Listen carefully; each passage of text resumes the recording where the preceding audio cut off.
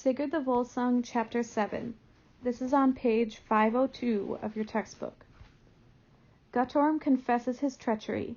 Brunhild reveals the future to Gunnar and then commits suicide. Gudrun mourns Sigurd's death. The corpses of Brunhild and Sigurd are burned together. When her brothers returned to the castle bearing Sigurd's corpse, Gudrun was overcome with grief and anger.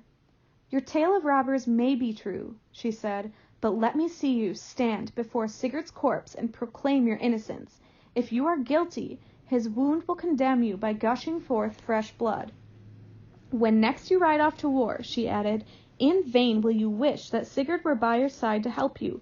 He was your strength, and without him you will no longer prosper. Now look upon the corpse of your brother and swear that you had no part in his death." Guttorm replied, "Enough of false words. As Sigurd bent forward to drink from the stream, his back was toward me, and I struck him through the leaf you had embroidered upon his hunting jacket. I was doing my brother's deed, dear sister, but Sigurd blamed Brunhild. Sigurd's dying words proclaimed his innocence. He swore that he was never false in any way to you, Gunnar, and that he was never more than a brother to Brunhild. Alas, that you, my dear brothers, have brought this sorrow upon me," Gudrun cried. "For breaking your oaths of love and friendship, may your kingdom become a wasteland. May Sigurd's gold drag you to your deaths. It was an evil day when Sigurd rode upon Grani to join you in the courtship of Brunhild. That woman is surely the most hated of all folk. She has destroyed a brave man and has brought nothing but sorrow to his wife." Hogni exclaimed, "Our destiny is unrolling before our eyes. Nothing good will come of this foul deed while we are yet alive." By now Gunnar had great misgivings about the murder he had instigated. When he heard Brunhild's mad laughter, he said, "You laugh like one whose heart is made of stone. You must be evil to the core of your being. How would you feel if you killed your brother, Atli, and then had to look upon his corpse?" "Atli will not die before my eyes," Brunhild responded.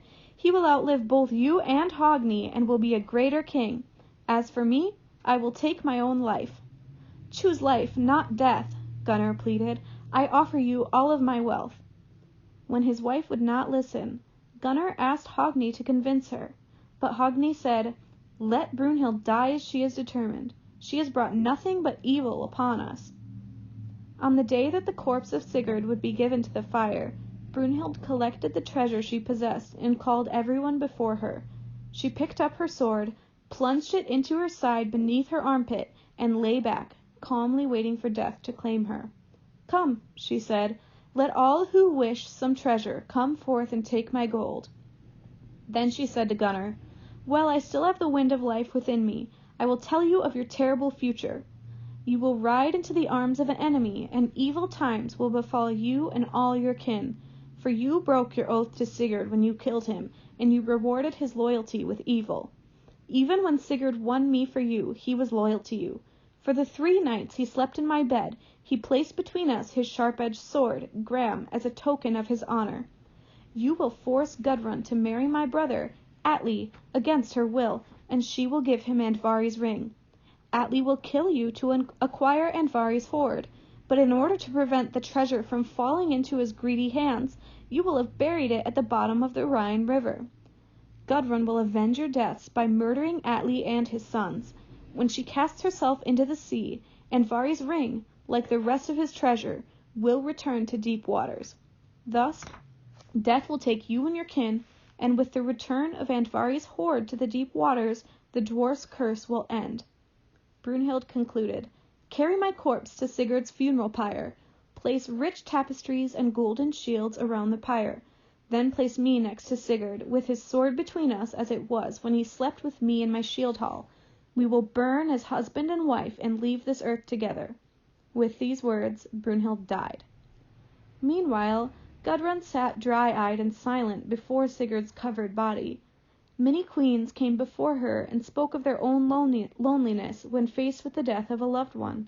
They hoped that the warmth of friendship and the sharing of burdens would make it easier for her to accept the common lot of all human folk. Finally, Gudrun's sister pulled back the funeral shroud and said, "Look upon your husband, Gudrun, and kiss him, for I know of no love as true as yours among all who walk the earth. Sigurd was your greatest joy." Then Gudrun's heart melted, and her grief flowed from her eyes in a torrent of tears. "My Sigurd," she cried, "towered above all men as a stag stands above all beasts. He shone as gold in the presence of silver. He was the brightest jewel worn on a band, the most precious stone worn by a prince." Gudrun continued, "As long as Sigurd was alive, I was held in highest regard by all noble warriors. Now that he is dead, I am no more than a lone willow leaf lost among a multitude of others on the tree. Like the leaves stripped from a twig, my joys have been cut off, and with no further nourishment they will wither and die. I miss my husband's sweet words, his love, and his friendship."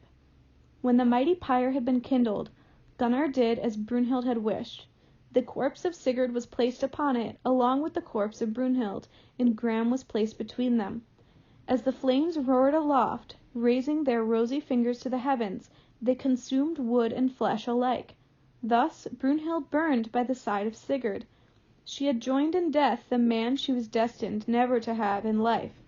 As for Sigurd, his fame will last as long as folk live upon the earth.